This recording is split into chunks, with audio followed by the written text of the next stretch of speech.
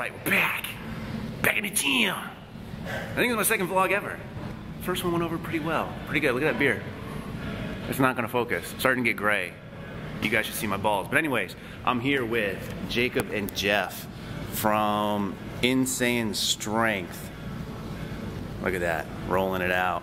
So I've actually met Jacob a couple times at different powerlifting meets that I've been to. I met Jeff the last one I was at. They went to watch, but I think they both compete. Have you competed, Jeff? Yeah. He has his first meet coming up soon. Jacob has before for sure. So they came down from Massachusetts to squat and deadlift and do all sorts of weird stuff with me, which is probably the only weird stuff with me that other people do that you'll see on camera, at least on the free site. You gotta go to the pay site for all that extra stuff. So we're gonna get in, we're gonna train them and show you some clips. I don't know what's gonna happen. It might get a little weird, but hopefully it's enjoyable. All right. All right, so I'm gonna throw some quick commentary on some of these clips just because there's nothing to really show you or let you hear. There wasn't enough shit talking going on when I actually was filming. All that was done when the cameras were turned off. But for this set of 3x10 of 405 for sumos, what I really wanted to mention was the fact that these felt a lot better than they did the previous week. Now, as far as the weight goes, using 405 pounds here, that was actually a little bit less than what my program called for, but my programming has really been based off of my conventional 1-rep max. So I'm not at the point just yet where my sumo is in line with conventional, so I decided to drop the weight a little bit just because I wanted to make sure that I'm getting the actual volume in here. And although I probably could have gone heavier, I don't know if I could have completed the 3 sets of 10 that I really required for the day. Now, in regards to working on my sumo form, like I said, I think it's gotten a lot better from last week. However, there's still a lot of room for improvement. And one of the other areas I need to improve upon is my counting skills, because on these sets of 10, at least for this first set, I ended up doing just 11. That was a lot of reps. That's a lot of reps.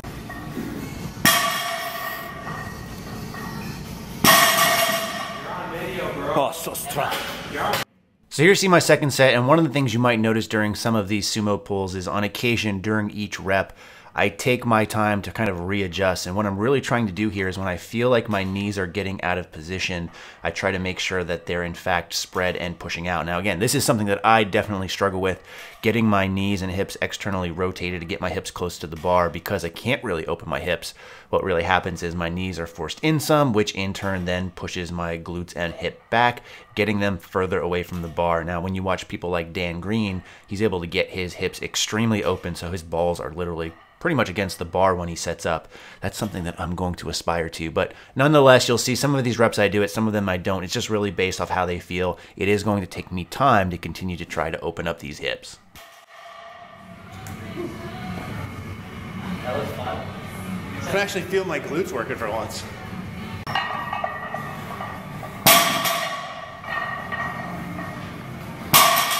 Bounces a lot. It like gets out of position. Yeah. All right, so another set here of 10, and on this angle, you can really see how I'm bent over the bar, and you never want the bar to bend you over. You want to bend the bar over. Show them who's boss. Before this, you can really see, like I said, I'm leaning over. I think part of this has to do with the fact that, again, not being able to externally rotate my knees out that good is causing my hips to be back and up in this case as well. If I'm able to get them closer and externally rotate them, what you'll see is you'll see my upper thighs be more parallel to the ground, closer to the bar, and not as high up, which will allow me to pull more up and down instead of lifting this like it's a conventional pull. Part of that is mobility. Part of that is the fact that I've just been pulling conventional, that my motor patterns are so set in that way. So something I'm definitely going to have to work on going forward. Seen a couple of sets of Jeff's deadlifts. Here's Jacob doing some front squats. He's actually having to work up to a heavy single on paused front squats, which is very interesting to see, but he's being coached under Simon and Garrett of Masthetics and running the conjugate program system. So you'll see a lot of these heavy days built in. And this was one of his warm-up sets where he almost fucked up.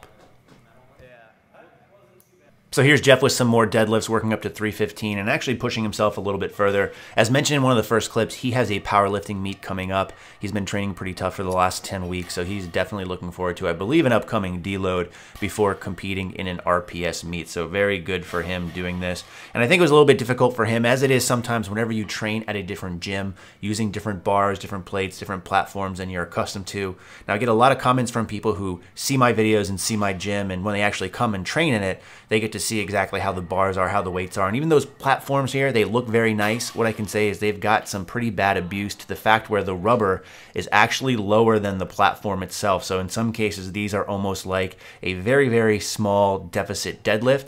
However, I think that's going to be beneficial to many who train on these on a regular basis just because you get used to pulling at a disadvantage, so that when you do actually pull from the floor at a level amount, you get a little bit more pull. Now here's Jacob working up to his heaviest set, again on these paused front squats, 315.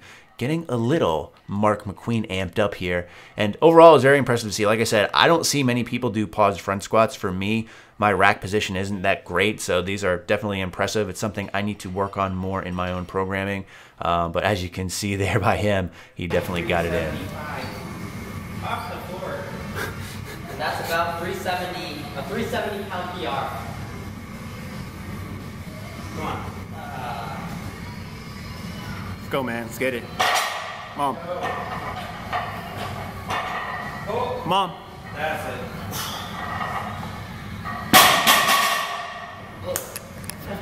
Nice. Yeah, first attempt is going to be hard. That's fine. We'll leave it at that. That's like 6 times body weight right there, I think, right? Yeah, he's like, I'm about 12 pounds. Very nice. And here you see Jeff's heaviest pull, some angles over there at that Insane Strength, so make sure you follow them on YouTube to see exactly what kind of angles he's shooting. But this was his heaviest set, I believe, at 395. And as part of this, you also see those bumper plates out in front. I actually was doing block pulls at this point. However, I didn't film them only because the weight was nothing impressive. And you have to definitely be careful about what you show on YouTube because you have to keep up the myth that you are, in fact, stronger than you are. So at this point, I've done 3x10 of 405 from Sumo from the floor. I've also done a 5x5 with as light as 315, as heavy as 405 from block pulls. And I didn't go overly heavy on block pulls only because I wanted to make sure I saved my hips. And I also wanted to make sure I got my squats in. So I had to do some low bar squatting, 3 sets of 10 here.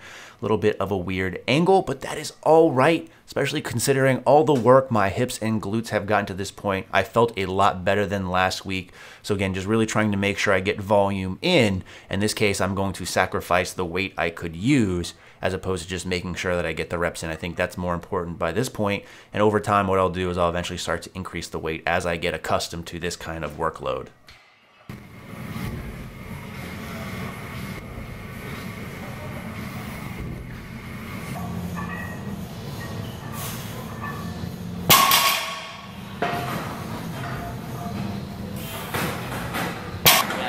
I gotta go home and get my lunch.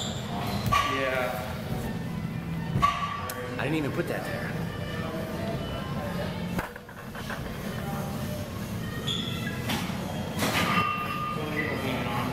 Really? Yeah.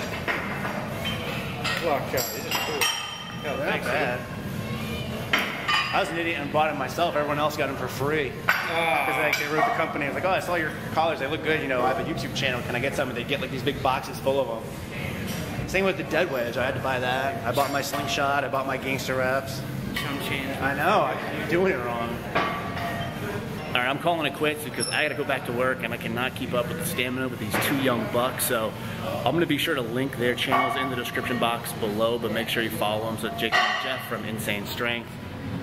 There they are. What's up, guys? Thanks for having us down, man. Yeah, thank you. This is so awkward. It's all right. Subscribe to them and you guys will see more later. All right. All right, so we're actually back in my kitchen only because the gym was a little bit busy and it's hard to talk and I don't even know if you guys could hear me. I got some big old fat thumbs and sometimes I put that shit right over the microphone, so I apologize, but big thanks to Jeff and Jacob for coming down and training. It was always fun. The gym actually surprisingly was fairly busy at the end.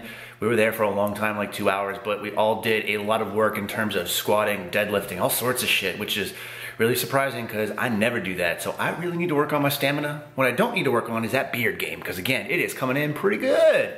So I'm just here eating and then I got some work to start doing, but I figured I'd show you what I'd eat because that's what you do in a vlog. At least I think so. And it's still kind of hot and this looks absolutely terrible, but it's pretty goddamn good. And what it is, it's literally, I think, 16 to 20 ounces of lean ground turkey, so like 93.7. So lots of protons. There is a cup of white rice. Actually, it's jasmine rice, because let's be honest, I don't like anything white. Damn whiteys. And then there is a single serving of the holy guacamole. I'm going a little out of focus because this thing is still hot. It is still steaming again. This looks pretty gross. There's barbecue sauce in here too, but it tastes amazing. And let's be honest, who doesn't like eating a whole big bowl of mostly meat? And that being the case, I got me a little spoon here. Well, it's not a little spoon, but it is a spoon, only because I try to eat everything with a spoon, except ass. I'm still working on that. Pulling sumo, eat butt. It's a new concept to me, but spoons are so much better in my opinion, only because with forks, you lose so much actual volume in there. So I'm gonna eat this, but I thought I'd go ahead and finish this video by reminding you guys with some chump change that I'm still partnered with the NASM, the National Academy of Sports Medicine, who's offering a free 2-week trial of their online services if you want to be a trainer and make some money training people. It's a great certification to have, and in fact, I actually heard Colin Cowherd doing the same spiel on his radio show. So I'm in very limited company, my friends. So check it out if you're interested. Link will be below in the description box, along with, again, Jacob and Jeff's channel, Insaiyan Strength. In the meantime, as always, thanks for watching, and stay big.